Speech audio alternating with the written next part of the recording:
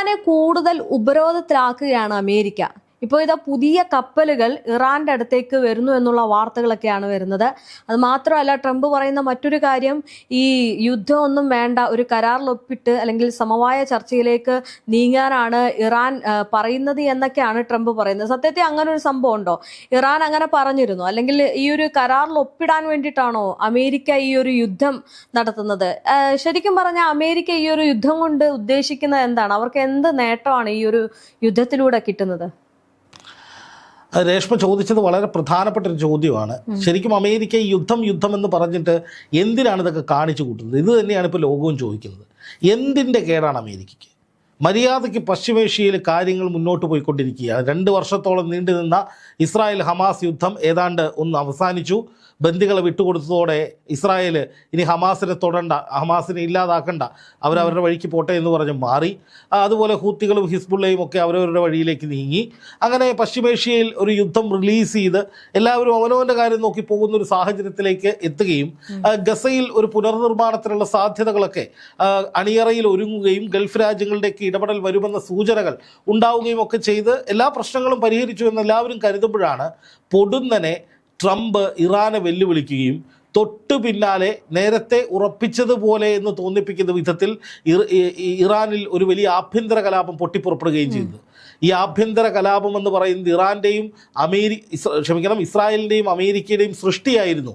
അവർ ഇൻ്റലിജൻസിൻ്റെ 10ഓളം intelligence ഗ്രൂപ്പുകളിലെ പരിശീലനം സിദ്ധിച്ച ഏജൻറ്റുമാരെ ഇറാനിലേക്ക് അയച്ച് ഇറാനിൽ ബോധപൂർവം കുഴപ്പങ്ങൾ ഉണ്ടാക്കുകയായിരുന്നു എന്ന് IRGC തിരിച്ചറിഞ്ഞപ്പോഴാണ് ലോകം ഞെട്ടിയത്.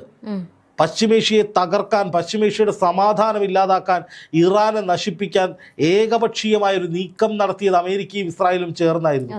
എന്തിനാണ് ഇത് ചെയ്തത്? ഇതിന് കാരണം ഇസ്രായേലാണ്. മൂലകാരണം എന്ന് പറയുന്നത് ഇസ്രായേലാണ്. ഇസ്രായേൽ പ്രധാനമന്ത്രി ബെഞ്ചമിൻ നെതന്യാഹു ആണ്. യുദ്ധമില്ലാതെ, പ്രശ്നങ്ങളില്ലാതെ ഒരു പശ്ചിമേഷ്യ അയാൾക്ക് കാണാൻ പാടില്ല. എപ്പോഴും യുദ്ധം ചെയ്തുകൊണ്ടിരിക്കണം ഇസ്രായേൽ. അല്ല എന്നുണ്ടെങ്കിൽ അയാളെ പിടിച്ച് അകത്തിടുന്ന സാഹചര്യം അവിടെ ഉണ്ടാകും. കാരണം സുപ്രീം കോടതിയിൽ അഴിമതി കേസിൽ പ്രോസിക്യൂഷൻ നടപടികൾ അവസാന ഘട്ടത്തിലേക്ക് പോവാണ്. ഈ സമയത്ത് ഇസ്രായേൽ ഒരു യുദ്ധത്തിൽ ഏർപ്പെട്ടില്ല എങ്കിൽ സ്വാഭാവികമായും നെതന്യാഹുവിനെ പിടിച്ച് ജയിലിനുള്ളിലാക്കും. ഇപ്പം യുദ്ധം നടന്നാലേ നെതന്യാഹുവിന് പറയാൻ കഴിയൂ ഈ രാജ്യം യുദ്ധത്തിലാണ്, അതുകൊണ്ട് തനിക്കെതിരെ പ്രോസിക്യൂഷൻ നടക്കില്ല. അങ്ങനെ ആ നിലയിലേക്ക് കാര്യങ്ങളെ കൊണ്ടുപോകാനാണ് നെതന്യാഹു ആദ്യം മുതലേ ശ്രമിച്ചുകൊണ്ടിരിക്കുന്നത്. അതിൻ്റെ ഭാഗമായിട്ടായിരിക്കണം ഒരു സുപ്രഭാതത്തിൽ നെതന്യാഹു ട്രംപിനെ കണ്ടിട്ട് മച്ചമ്പീതെ ഇറാൻ വലിയ കരുത്താർജിക്കുകയാണ്, അവിടെ പോയി ഇപ്പം അടിക്കണം, അല്ലെങ്കിൽ അവർ നമ്മളെ കൊല്ലുമെന്ന് പറഞ്ഞ് ട്രംപിനെ സ്ക്രൂ ചെയ്ത് കയറ്റിയത് നെതന്യാഹു ആണ്. അപ്പോൾ ട്രംപ് എന്ത് ചെയ്തു? കേട്ട പാതി കേൾക്കാത്ത പാതി പൊട്ടം കണക്ക് നേരെ ഇറാനെ അങ്ങ് വെല്ലുവിളിച്ചു. 10ഓളം ഇൻ്റലിജൻസ് ഏജൻസികളെ ഉപയോഗിച്ച് നേരത്തെ തയ്യാറാക്കി വെച്ചിരുന്ന കലാപ പദ്ധതി ആക്ടിവേറ്റ് ചെയ്തു, എക്സിക്യൂട്ട് ചെയ്തു. ഇറാനിൽ വലിയ ആഭ്യന്തര കലാപം ഉണ്ടായി. അപ്പോൾ അതെന്തിനായിരുന്നു ആ ആഭ്യന്തര കലാപം എന്നതിന് അമേരിക്കയ്ക്കും ഇസ്രായേലിനും കൃത്യമായ മറുപടിയുണ്ട്. കാരണം ഇറാൻ്റെ തകർച്ച. കാരണം ആദ്യഘട്ടത്തിൽ അവിടെ ഒരു ആഭ്യന്തര കലാപം ഉണ്ടാകുന്നു. തൊട്ടു പിന്നാലെ അമേരിക്കൻ സൈന്യം അവിടെ വരുന്നു. ആ സൈന്യം വന്ന് ഇറാനിൽ പ്രക്ഷോഭകാരികൾക്കൊപ്പം നിന്നുകൊണ്ട് ഇറാൻ്റെ സൈന്യത്തെ ഏറ്റുമുട്ടുന്നു. അതിനുശേഷം ഇറാൻ ഉള്ളിലുള്ള വിധ്വംസക ഗ്രൂപ്പുകൾ രംഗത്ത് വരുന്നു. അങ്ങനെ ഇറാൻ്റെ ഭരണാധികാരി കൊല്ലപ്പെടുന്നു. ഇറാൻ്റെ ഭരണാധികാരികളും സൈന്യവും ഒക്കെ ഇല്ലാതാകുന്നു. പിന്നെ ഈ വിമതസേന അവിടെ ഭരിക്കുന്നു. അതിന് അമേരിക്ക ബാക്കപ്പ് കൊടുക്കുന്നു. സിറിയയിൽ വിമത ഭരണകൂടം പിടിച്ചപ്പോൾ ഏതാണ്ട് ഇതുപോലെയൊക്കെ തന്നെയായിരുന്നു. പല രാജ്യങ്ങളെയും വിമതരെ ഉപയോഗിച്ച് ആഭ്യന്തര കലാപം ഉണ്ടാക്കി പിടിച്ചെടുക്കാൻ ശ്രമിക്കുന്ന അമേരിക്കൻ സാമ്രാജ്യത്തിൻ്റെ തുടർച്ചയാണ് ഇറാനിലും ഒരു പദ്ധതി ഇടുന്നത്. പക്ഷേ ഇറാനിലെ ഇസ്ലാമിക് ഭരണകൂടത്തിൻ്റെ കരുത്തെന്താണെന്ന് അമേരിക്ക അറിയാൻ വൈകിപ്പോയി. ഇസ്ലാമിക് റിപ്പബ്ലിക്കിൻ്റെ ശക്തി എന്താണെന്നും അവർക്കുള്ള ധൈര്യം എന്താണെന്നും അവരുടെ മുന്നോട്ട് പോകാനുള്ള ആർജവം എത്രത്തോളമാണെന്നും തിരിച്ചറിഞ്ഞപ്പോഴേക്കും ഒരുപാട് വൈകിപ്പോയി അമേരിക്ക. അപ്പോഴേക്കും കാര്യങ്ങൾ കൈവിട്ടു പോയിരുന്നു. ഇറാനിലെ കലാപം രൂക്ഷമായി. ഒടുവിൽ ഇറാൻ്റെ IRGC അത് അമേരിക്കയും ഇസ്രായേലും എക്സിക്യൂട്ട് ചെയ്തതാണെന്ന് കണ്ടെത്തി. അപ്പോൾ ഇറാൻ സ്വാഭാവികമായും അതിൻ്റെ പേരിൽ ഒരു തിരിച്ചടി അമേരിക്കയ്ക്ക് കൊടുക്കാനുള്ള സാധ്യത അമേരിക്ക മുന്നിൽ കണ്ടു. അത് ഉണ്ടാകാതിരിക്കാൻ വേണ്ടിയാണ് ഞങ്ങളാണ് യുദ്ധം ചെയ്തത് എന്ന് വരുത്തി തീർക്കാൻ, അല്ലെങ്കിൽ ഞങ്ങൾ ആണവ പദ്ധതിയുടെ പേരിൽ ഇറാനെ ആക്രമിക്കുകയാണ് എന്ന് വരുത്തി തീർക്കാൻ അമേരിക്ക ഈ കപ്പലുകൾ അങ്ങോട്ട് അയച്ചത്.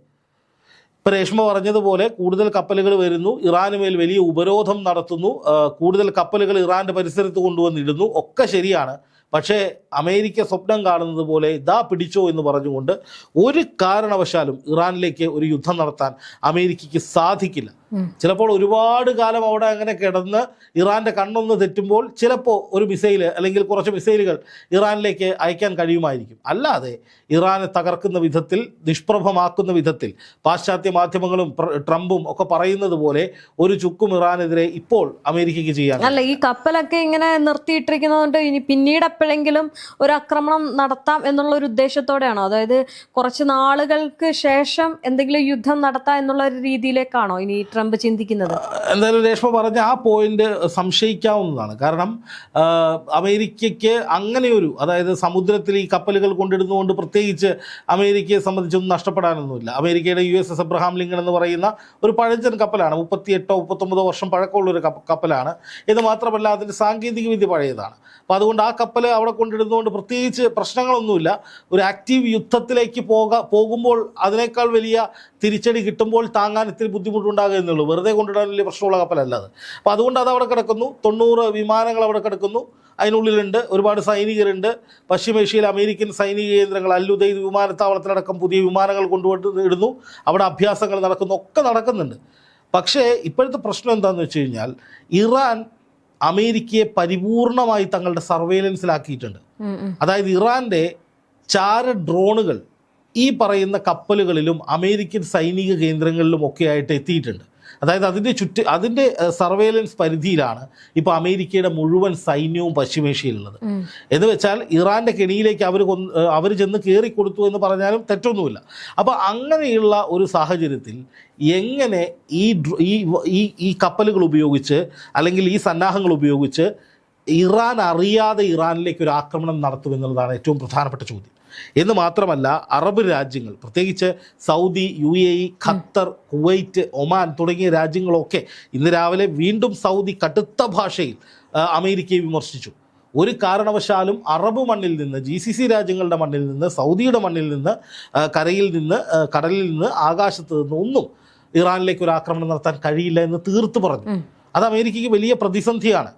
അത് ട്രംപിന് സത്യം പറഞ്ഞാൽ ഇപ്പോൾ പ്രാന്ത് പിടിച്ച അവസ്ഥയായിരിക്കും. മൂപ്പർക്ക് അത് ഉണ്ടെന്നറിയാം, പക്ഷേ അത് മൂത്ത അവസ്ഥയിലായിരിക്കും എന്നാണ് പലരും വിലയിരുത്തുന്നത്. കാരണം എന്താണെന്ന് വെച്ചാൽ ഇത് കുറേ നാളായിട്ട് ഇപ്പോൾ ഇറാനെ തീർക്കുമെന്ന് പറഞ്ഞ് നടക്കുകയാണ്. അതിനുവേണ്ടി ഓരോരോ സന്നാഹങ്ങൾ ഇറക്കുകയാണ്. പക്ഷേ ഇറാൻ ശക്തമായി തിരിച്ചടിക്കുകയും അമേരിക്കയെ അവരുടെ സർവൈലൻസിന് കീഴിൽ കൊണ്ടുവരികയും ചെയ്തതോടുകൂടി ഇനി എന്ത് ചെയ്യുമെന്നുള്ള ചോദ്യമാണ് ട്രംപിന് മുന്നിലുള്ളത്. യുദ്ധം ചെയ്യാം, പേടിപ്പിക്കാം, വിറപ്പിക്കാം, ബോംബിടാം, മിസൈലിടാം എന്നൊക്കെ വിചാരിച്ചിരുന്നിട്ട് ഒരു അനക്കമനങ്ങാൻ പറ്റാത്ത അവസ്ഥ. പല മാധ്യമങ്ങളും റിപ്പോർട്ട് ചെയ്യുന്നത് അമേരിക്കയുടെ മുന്നിൽ ഇറാൻ കീഴടങ്ങി, ഇറാൻ കാല് പിടിച്ച് കരയുകയാണ് എന്നൊക്കെയുള്ള രീതിയിലാണ്. കാരണം കൂടുതൽ കപ്പലുകൾ വരുന്നു, കൂടുതൽ യുദ്ധസന്നാഹങ്ങൾ ഒക്കെ ആയിട്ട് അവർ റെഡി ആയിട്ട് നിൽക്കുകയാണെന്നൊക്കെ പറയുന്നു. അമേരിക്ക കൂടുതൽ ഉപരോധത്തിൽ ഏർപ്പെടുത്തുന്നു, അപ്പോൾ ഇറാൻ നിലവിളി കൊണ്ട് കരയുകയാണെന്നൊക്കെയാണ് ചില മാധ്യമങ്ങളൊക്കെ റിപ്പോർട്ട് ചെയ്യുന്നത്. സത്യത്തിൽ അതിൻ്റെ ഒരു അവസ്ഥ എന്താണ്? എൻ്റെ പൊന്ന് രേഷ്മ, ഇത് കേൾക്കാൻ തുടങ്ങിയിട്ട് എത്ര നാളായി? ഒരു മാസത്തിന് മേലെയായില്ലേ ഏറ്റവും കുറഞ്ഞത്. ആദ്യം ഈ പാശ്ചാത്യ മാധ്യമങ്ങളും ഇവിടെയുള്ള സംഘമാധ്യമങ്ങളും ഒക്കെ എന്താണ് പറഞ്ഞുകൊണ്ടിരുന്നത്? ഇപ്പോൾ ഇറാൻ തീരും, ഇറാനിൽ ഇസ്ലാമിക ഭരണം താഴെ വീഴുകയാണ്, ഇസ്ലാമിക് റിപ്പബ്ലിക് ഇനി ഇറാനിലില്ല, ഇനി അവിടെ വിദേശ ഭരണം വരികയാണ്, അല്ലെങ്കിൽ അവിടെ സ്വാതന്ത്ര്യം കിട്ടുന്ന ഭരണം വരികയാണ്, അവിടെ ഇനി എല്ലാവരും മോഡേൺ ആവും, ബിക്കിനിയിട്ട് സ്ത്രീകൾ തുള്ളിച്ചാടും, സ്ത്രീകൾക്ക് മേലുള്ള ഒരു വലിയ പ്രശ്നം മാറിയിരിക്കുന്നു എന്നൊക്കെ പറഞ്ഞ് ഇവിടെയുള്ള കുറേ എണ്ണങ്ങൾ അടിച്ചു വിട്ടിരിക്കുന്നു. ഇവിടുത്തെ കുറേ സംഘവാനരന്മാരുടെ കുഴപ്പം എന്താണെന്നറിയോ? ഇവർക്ക് നമ്മുടെ രാജ്യത്തിൻ്റെ നിലപാട് എന്താണെന്നുള്ളതിനെക്കുറിച്ച് ഒരു ധാരണയില്ല.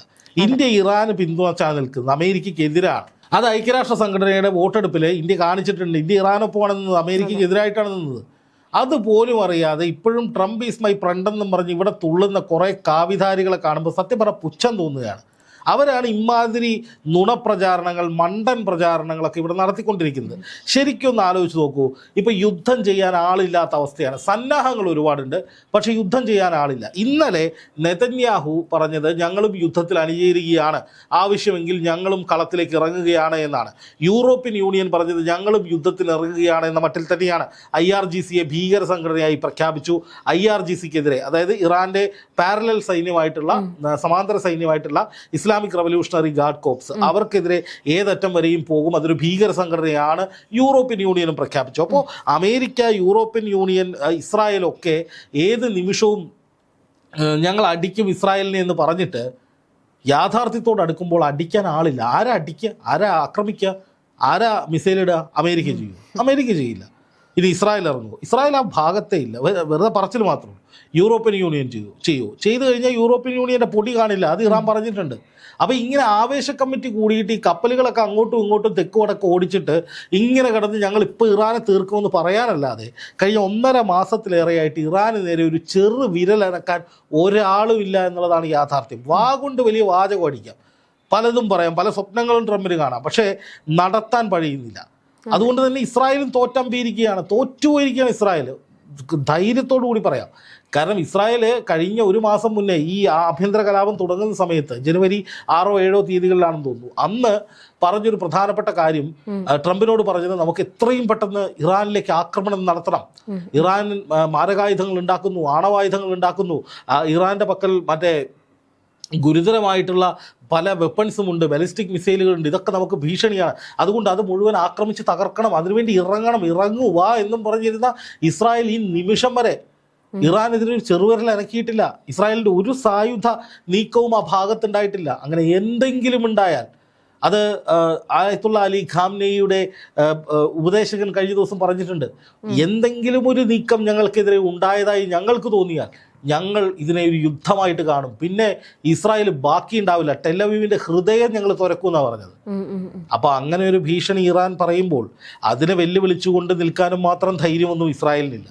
യൂറോപ്യൻ യൂണിയനും വെറുതെ ഇങ്ങനെ എരുതിയിലേക്ക് എണ്ണ ഒഴിച്ചു കൊടുക്കുന്ന പരിപാടിയാണ്, അല്ലാതെ അവരൊന്നും ഇറങ്ങാനേ പോകുന്നില്ല. അല്ലെങ്കിൽ തന്നെ യൂറോപ്യൻ യൂണിയൻ കടുത്ത സാമ്പത്തിക പ്രതിസന്ധിയിലും യൂറോപ്യൻ രാജ്യങ്ങളൊക്കെ തകർന്ന് കുത്തുവാള എടുത്തുകൊണ്ടിരിക്കുകയാണ്. അതിനിടയിലാണ് ഇനി അവർ കോടാനുകോടികൾ ചെലവഴിച്ചിട്ട് വെറുതെ ഇസ്രായേലും അമേരിക്കയുടെയും പിറകെ യുദ്ധത്തിലേക്ക് ഇറങ്ങുക. അത് നടക്കാൻ പോകുന്ന കാര്യമല്ല. അപ്പം നിലവിലെ സാഹചര്യത്തിൽ ഇറാൻ ഉടൻ ആക്രമിക്കില്ല എന്നുള്ളത് 100%, 100 തരം.